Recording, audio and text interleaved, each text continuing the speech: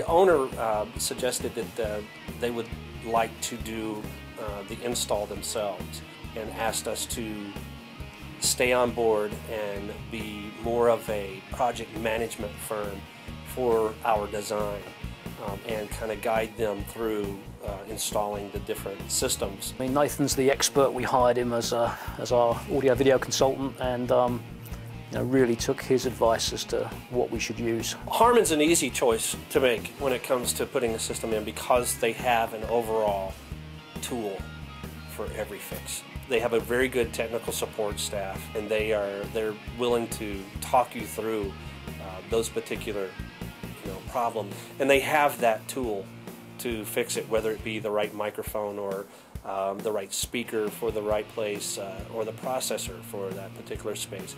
They have that tool to fix the problem. We've had some of these products now for 3 or 4 years. They've been running 24/7, and we've had very little problems. So I think overall, cost of ownership, Harman products are a very good value. Aesthetic look of the place is important, so we don't want people to notice that there's lots of speakers in the ceiling and things like that, so we try and design it so that things disappear. Having good quality sound evenly spread throughout the property when you've got noise of all the machines going on all day long, it's pretty difficult to do. I think some of those are probably some of the unique challenges of casinos, just the sheer number of people you get through the building every day. On an average, Saturday we get 30,000 people come through the building in a 24-hour period.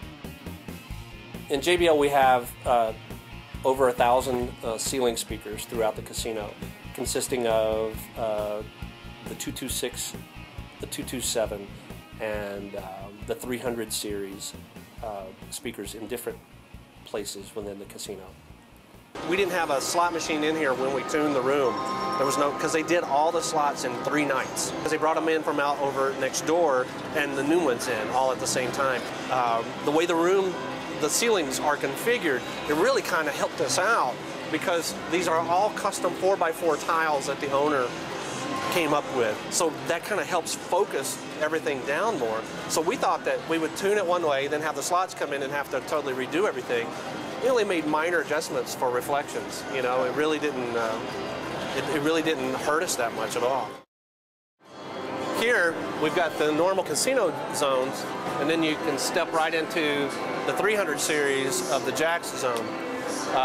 We got a surround all the way around of 300, and then in interior of the bar there we've got AC 28s, and it's really, especially like on Super Bowl or any kind of events like that, it's going across, and then we got, of course, the subs above that.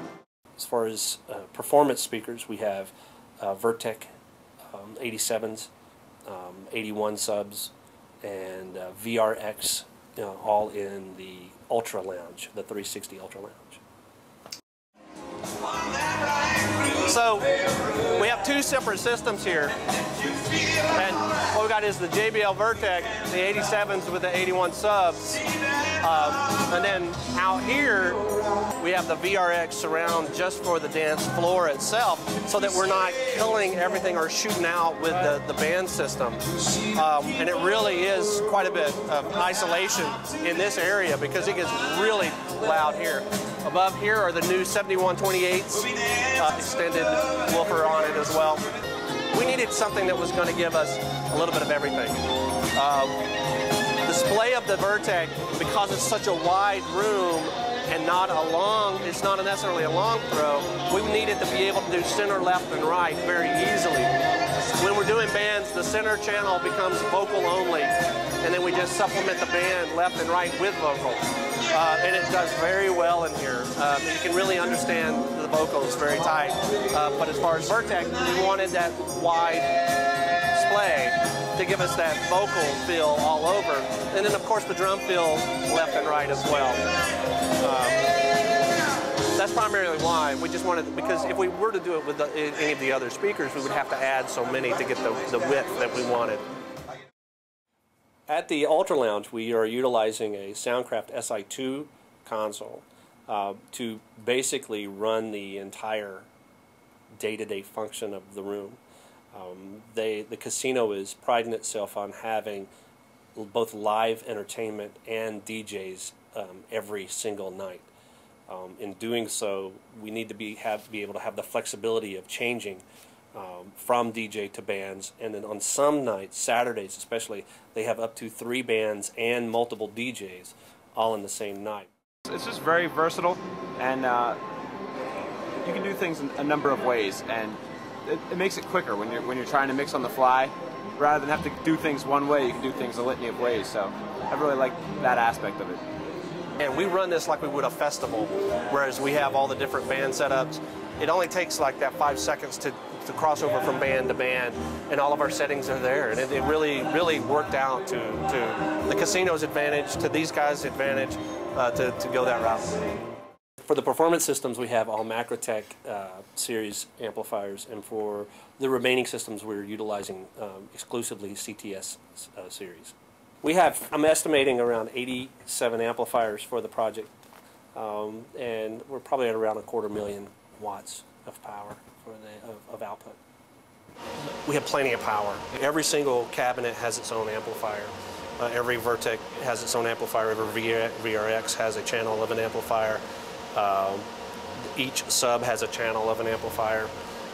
This way, if we need to add to it for any reasons, we don't necessarily have to buy an amplifier. The Macrotech gave us more of that rock and roll feel, and then we were going to have the horn bands and jazz bands. The MAIs really can kind of field all of that better, more of a tour type amplifier that kind of handle a little bit of everything. But the 12,000s for the subs is perfect because the sonic quality of that out there to us, especially when we get a really good bass player, is outstanding. That amplifier sings with the right bass player. BSS, we have 800 and 160s throughout the casino in different locations, in 4 different locations. As far as zones, we have not necessarily quadrants, but squares all the way around the casino, from column line squares, that we have set those up as separate zones and are able to send different material to any of those situations. For example, for like New Year's Eve, our band was playing, one of the bands was playing at the stage, and we were able to send that to throughout the entire casino for that evening. Essentially, we're using BSS London Architect for the backbone of the system as far as the general control. We're utilizing HiQNet for limiting and error reporting. In the performance space, the Ultra Lounge, we have 5 4500 series wireless microphones for that. Then our stage, like I said before, our stage has totally AKG for all handheld microphones. We have the C5s, we have the LE microphones for all the female vocals, and we have the D40 for instruments and support amplifiers and such. The AKGs are really clear. We haven't had any complaints at all about them. And a lot of bands come in and want to use their own microphones, and we say, just give it a shot. And sure enough, they always want to stick with the AKGs, so we've enjoyed those as well. DW is probably one of the only companies in the drum profession who has this maze miking, they call it. They will pre-install all the microphones that you want into the drums. There's absolutely no feedback or ring coming off of the microphones at all. The microphone picks up the drum perfectly.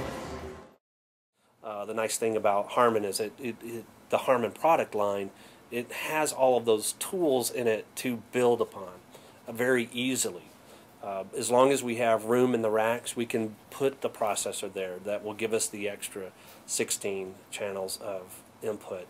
We can add the amplifiers that will continue to build within the HiQNet, that can continue to build within the BSS London Architect family. BlueLink and CobraNet together gives us ultimate possibilities of diversity and change and addition. So the Harman line was very, very smart for the owner to choose, and we're very, very proud to be working with them on this project.